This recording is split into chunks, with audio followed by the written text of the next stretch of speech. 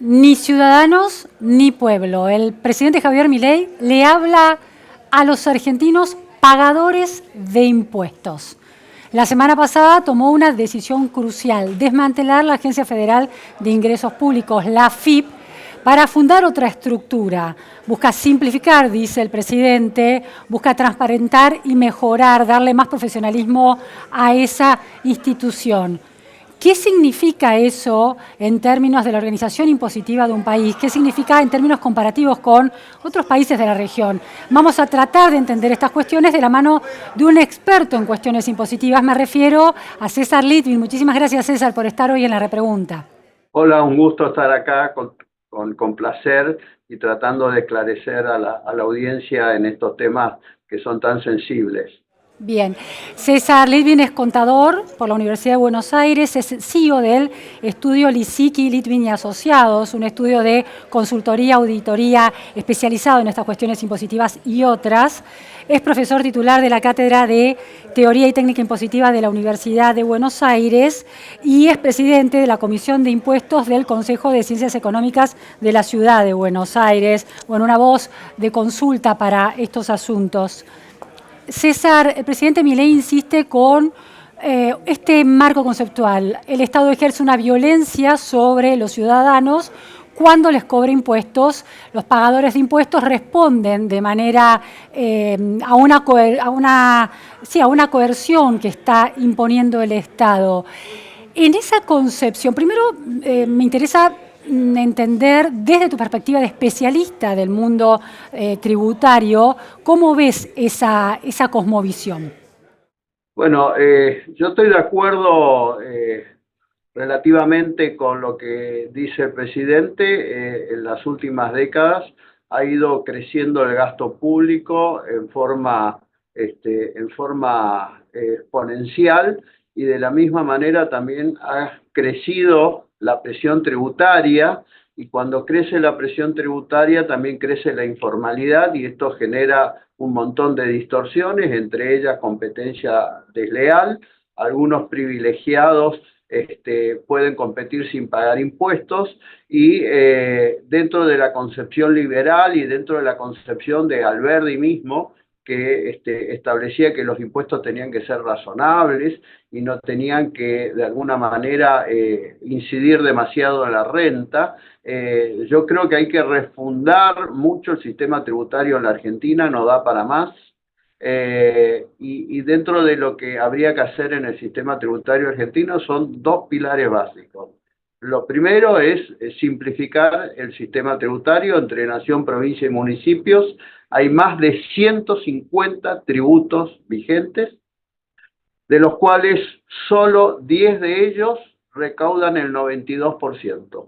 Así que a ver si queda o no mano para hacer a mano distintos mecanismos para simplificar esta gran carga tributaria que existe en la Argentina en cuanto a la cantidad de tributos. Y por el otro lado, obviamente, lo que se requiere, y lo ha anunciado el presidente, una vez que logre el equilibrio fiscal sostenido, ¿sí?, es la reducción de impuestos, por supuesto empezando por los más distorsivos, ¿sí? Ahora, ¿qué tiene que ver con lo que se ha anunciado hace algunos días ya respecto del organismo fiscal? Claro, porque me interesa ir a esa cuestión, César. Vos estás señalando la necesidad de reducir impuestos.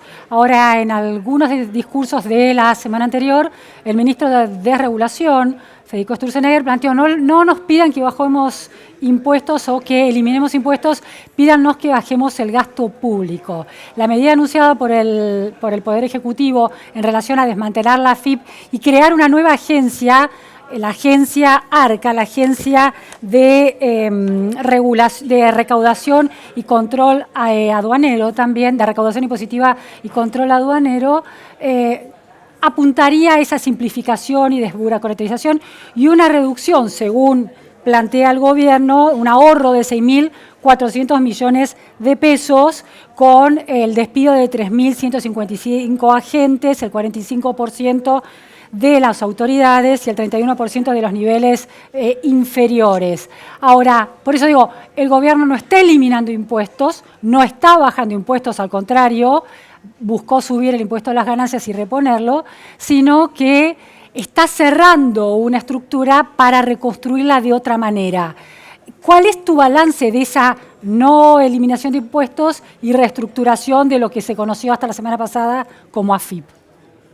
Sí, quiero decir primero, yo estuve en IDEA en el coloquio y creo que está fuera de contexto un poco cuando el ministro de Desregulación, Theusenegger, dijo no pidan bajar impuestos. Yo creo que lo que quiso decir, interpreto yo, es no pidan ahora bajar impuestos, pidan bajar el gasto, porque después de bajar el gasto viene la baja de impuestos, ¿sí? Así lo interpreté yo. Respecto de la baja de impuestos, algunos ha habido, es decir, bajó bienes personales para ya este año, se eliminó el impuesto a la transferencia de inmuebles, se va a eliminar a fin de año el impuesto país.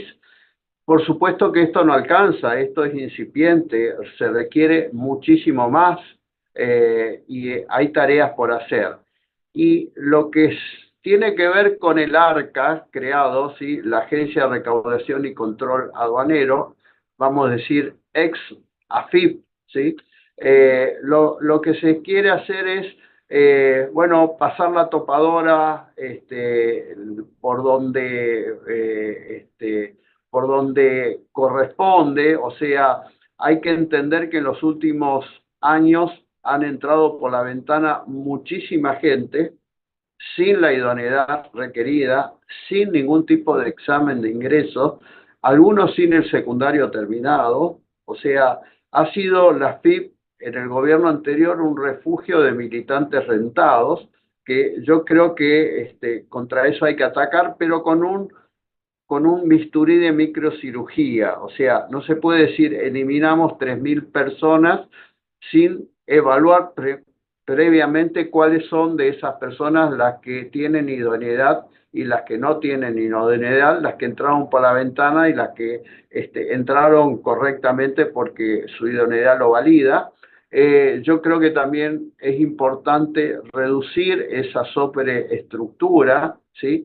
Que si bien tiene financiación propia porque la FIP tenía una autarquía presupuestaria que surge de los propios ingresos que va generando, una asignatura pendiente es la inversión tecnológica, que se desestimó en los últimos años y hoy es realmente muy necesario tener una tecnología avanzada para mejorar la gestión, no solamente para sus tareas de recaudación y de fiscalización, sino para hacerle más fácil la vida al contribuyente que quiere pagar impuestos. Hoy vemos que se cuelga la página de la FIP, hoy vemos que los aplicativos llegan tarde y mal, ¿sí? Y todo esto hace una tarea bastante penosa para el contribuyente que quiere pagar los impuestos, y esto no debería estar sucediendo, y eso es por falta de buena tecnología y una falta de inversión en tecnología. Y yo creo que si se puede hacer una mutación donde la nueva agencia de recaudación tenga buena tecnología y los que ocupen cargos relevantes tengan la idoneidad necesaria, y eso se va a poder probar con examen, ¿sí? Con concursos, ¿sí? Me parece de que estaríamos en un camino donde la motosierra, ¿sí? Puede tener efectos en la medida que sea una motosierra que venga acompañada en una etapa posterior con la idoneidad necesaria y con una tecnología adecuada. Ahora, César, conocés países de la región, los países compiten entre sí para atraer inversiones y sus estructuras y su organización impositiva es una de las variables que atienden los inversores a la hora de tomar sus decisiones. Ya no digo países desarrollados que obviamente tendrán otro tipo de estructuras, comparado con países vecinos, con Uruguay, con Chile, con Brasil. ¿Cuán competitiva es la estructura impositiva argentina y cuáles son los puntos más críticos? ¿Es el tamaño de la ex-AFIP o es la cantidad de impuestos el eje central? Son las dos cosas, Luciana, porque en primer lugar, Uruguay se vio beneficiada con los inversores residentes fiscales en Argentina que perdieron la residencia en Argentina para lograr de Uruguay algo que Uruguay les dio, que es mucho cariño impositivo. Los trató con vacaciones fiscales por 10 años y por eso se han ido grandes fortunas a consumir e invertir en Uruguay. A ver, me interesa ese concepto, cariño impositivo. ¿Qué quiere decir? ¿Qué tiene Uruguay en más detalle tan tentador? Uruguay los recibió con muchos beneficios impositivos a los nuevos residentes fiscales que salieron huidos, despavoridos cuando regresó el populismo a la Argentina en el 2019 e incrementaron exponencialmente impuestos patrimoniales y crearon también un impuesto especial que se llamó impuesto a la riqueza. Uruguay los recibió sin esos impuestos y por 10 años gozan de vacaciones fiscales. Es un atractivo que usan algunos países, entre ellos Uruguay, para recibir nuevos residentes fiscales que inviertan y consuman en ese país.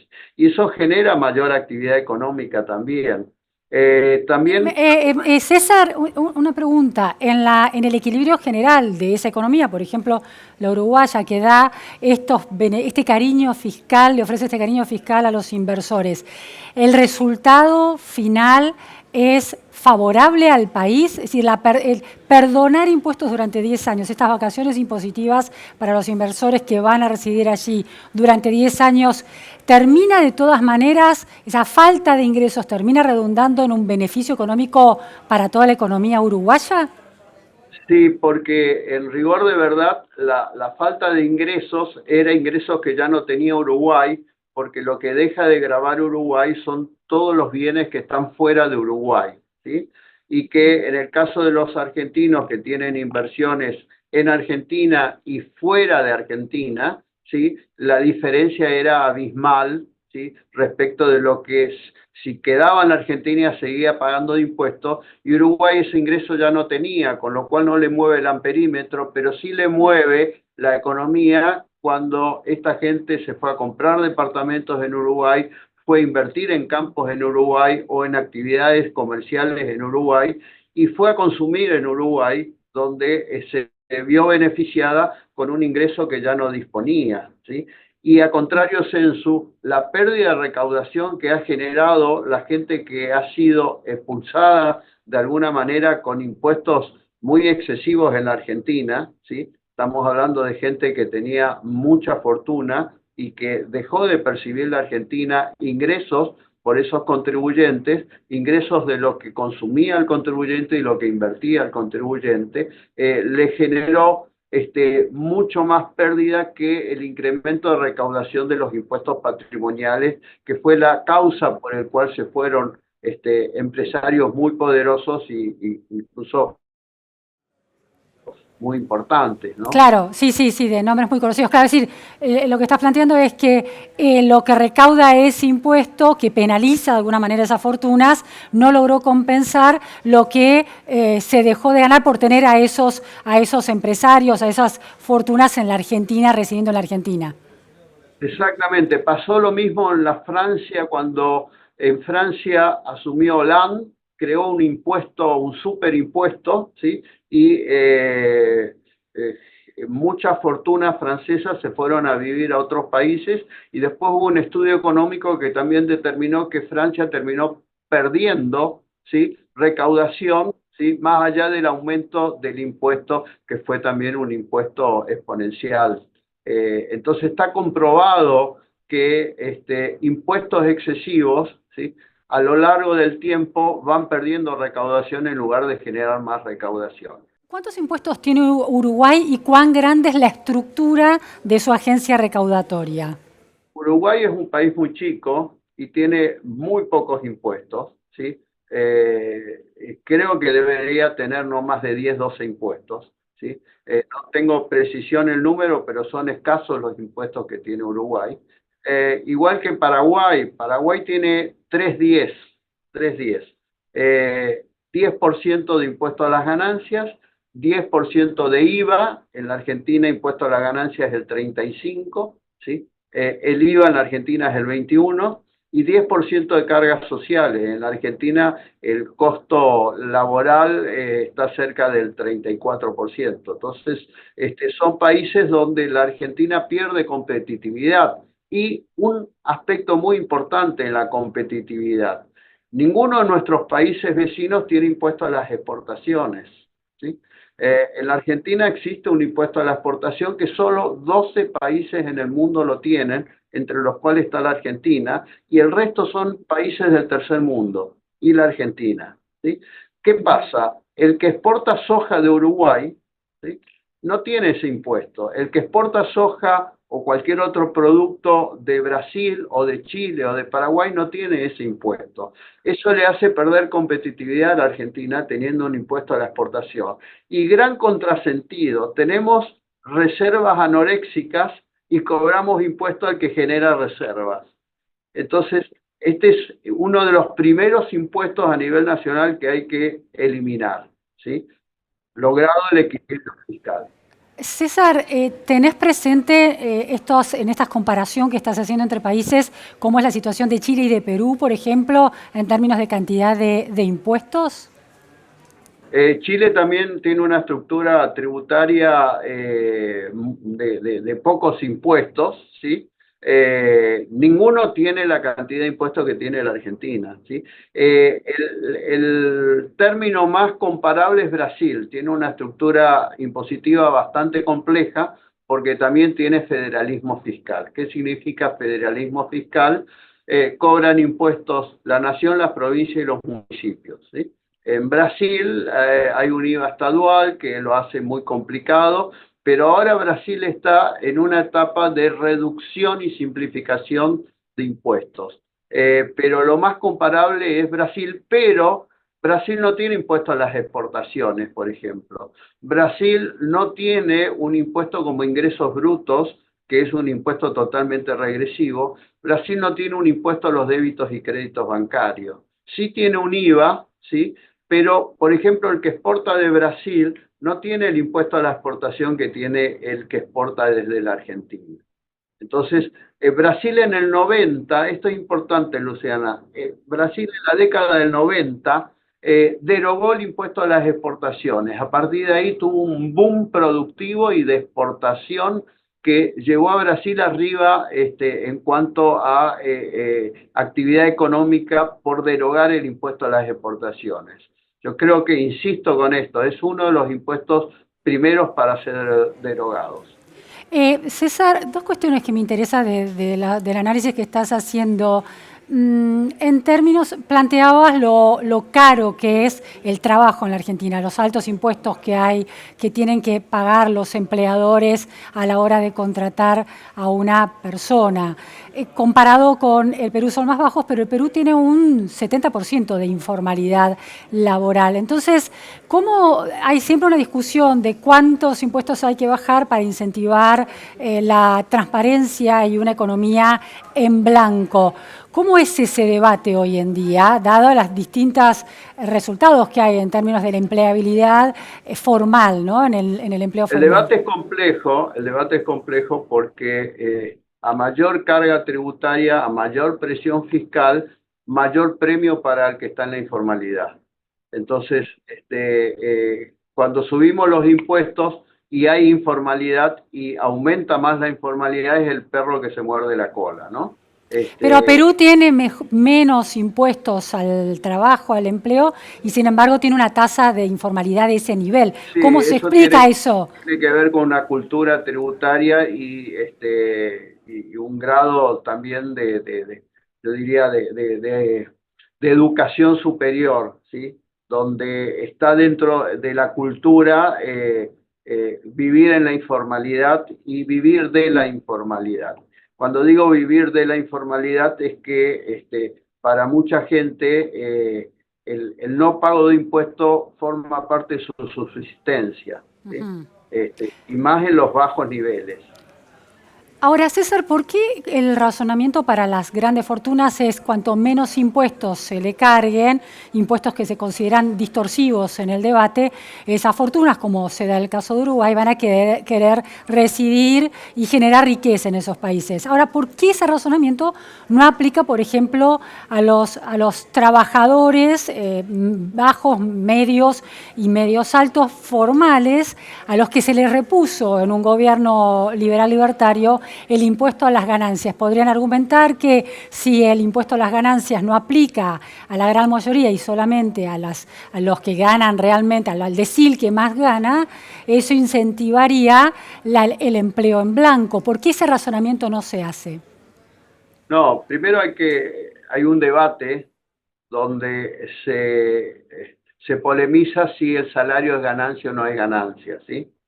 Ese es el primer debate. Ahí yo tengo claridad total que una parte del salario categóricamente no es ganancia y otra parte del salario es ganancia. ¿Y cuál es la línea divisoria? Lo que debería ser el mínimo no imponible, ¿sí?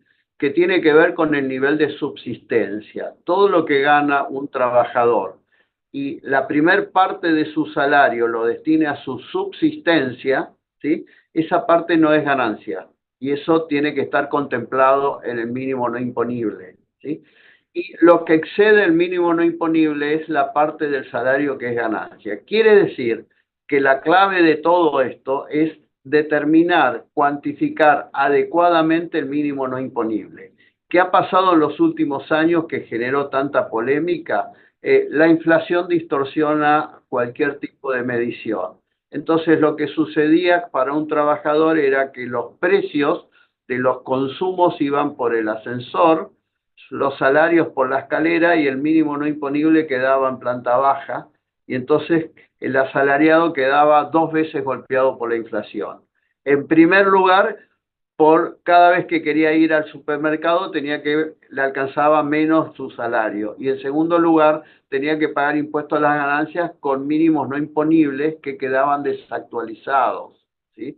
Entonces, la idea es, en todas partes del mundo existe impuesto a las ganancias para el salario, ¿sí? En todas partes del mundo. Es más, en los países occidentales es muy relevante lo que se recauda, ¿sí? Es lo que se llama las rentas sudadas, ¿sí? Pero que en todas partes del mundo existe este impuesto, pero insisto, la clave es determinar adecuadamente cuál es la parte del salario que no tiene que estar alcanzado por ganancias. Claro, eso es central y eso es lo que lo vuelve también un impuesto progresivo, ¿no? Que los que más ganan están pagando más también, ¿no? Esto es Sí, es así. progresivo, a medida que se gana más, se paga más alícuota. Claro. César, la última cuestión es, claramente, la reestructuración que plantea el gobierno en la comunicación que da de esa medida, la idea de bajar el gasto público, ahorrarse en ese caso, según sostiene el gobierno, 6.400 millones de pesos, es un objetivo instaladísimo. Ahora, ¿cuánto de otro tipo de objetivos, de transparencia de la función pública, está en juego en esta estructura de la AFIP? Es decir, los niveles de corrupción. ¿Cuánto cuesta a un Estado los niveles de corrupción de una estructura impositiva y de una agencia de recaudación impositiva? ¿Y cuánto de ese problema viene afectando a la Argentina? Es difícil de cuantificar esto porque son pactos subterráneos y donde es difícil cuantificarlo. Yo creo que con una gestión bien eficiente, con gente comprometida y con los controles adecuados que tienen que existir en una institución de esta característica, se puede reducir ese punto muy importante que genera menor recaudación al Estado, ¿sí? Entonces, yo entiendo que con un sistema de control adecuado, con funcionarios idóneos y probos y que además estén comprometidos con la gestión y con los buenos controles, esto se puede ir reduciendo, ¿sí? César, ¿cómo se da esa corrupción dentro de una estructura de una agencia recaudatoria? ¿Son coimas que los agentes de control piden a las empresas, por ejemplo, para subdeclarar ingresos y llevarse una parte de eso que no se declara? ¿Es ese tipo de problema o hay un problema mucho más grande y más estructural? No, yo creo que es una corrupción individual, ¿sí? Donde hay situaciones, ¿sí? Hay situaciones donde la discrecionalidad del agente fiscal permite, en algunos casos, por ejemplo, en aduanas se ve muy seguido, esto es en algunas situaciones donde la discrecionalidad que tiene el funcionario público le permite entrar en ese juego en la medida que no haya buenos controles, bueno, esa discrecionalidad genera lo que se llaman kioscos, ¿no? Claro, sí, sí, sí. De eso se habló mucho en los últimos años del último gobierno, ¿no? Las famosas IRAs y la discrecionalidad que había, bueno, y una serie de versiones que han circulado insistentemente. La última cuestión, César, el estudio Lisicki, Litvin y Asociados ranquea entre los más destacados en los niveles de auditoría. Se ha hablado muchísimo de las auditorías de las universidades públicas que el gobierno quiere intensificar. ¿Es posible llevar adelante, transparentar el sistema de auditoría cuando los órganos de control, por ejemplo la AGN, son órganos políticos de gestiones o de dirigentes políticos vinculados, por ejemplo, en este momento con el kirchnerismo? Yo creo que va a haber que hacer esa depuración de transformar lo político en técnicos idóneos, lo mismo que para ARCA, ¿sí? Hay que sacar toda la gente que fue puesta a dedo por política y dejar la gente más capaz y más idónea, más comprometida. Y para la auditoría de las universidades, por ejemplo, creo que se va a contactar a la SIGEN, que es la Sindicatura de la Nación. Pero depende del Poder Ejecutivo, ¿cuánta independencia tiene respecto de cada oficialismo que ocupa el gobierno? Sí, depende del Poder Ejecutivo, pero por ejemplo la Auditoría General de la Nación siempre está ocupada la dirección por alguien de la oposición, ¿sí? Pero precisamente una oposición que ha sido cuestionada, por ejemplo en este momento, por hechos de corrupción, como el kirchnerismo, a eso me refiero. Sí. Ahí ya yo creo que hay que hacer también una reforma a la estructura y a cómo se elige la conducción de estos órganos que son muy importantes teniendo en cuenta el cambio de signo político. Es muy difícil que pueda avanzar políticamente este tipo de gestión. Creo que hay que profesionalizarla, ¿sí? Y generar una independencia de criterio total. Entiendo. Muchísimas gracias, César Litvin, por este análisis con tanta precisión sobre el tema de la estructura impositiva de la Argentina, este Estado que usa recursos de los ciudadanos y después tiene que rendir cuentas. ¿Cuán transparente puede ser? Veremos cómo avanzan todas estas decisiones que ha tomado el gobierno del presidente Milei. Muchas gracias. Muchas gracias por la invitación a este buen programa. Gracias. Gracias a todos por estar en la repregunta.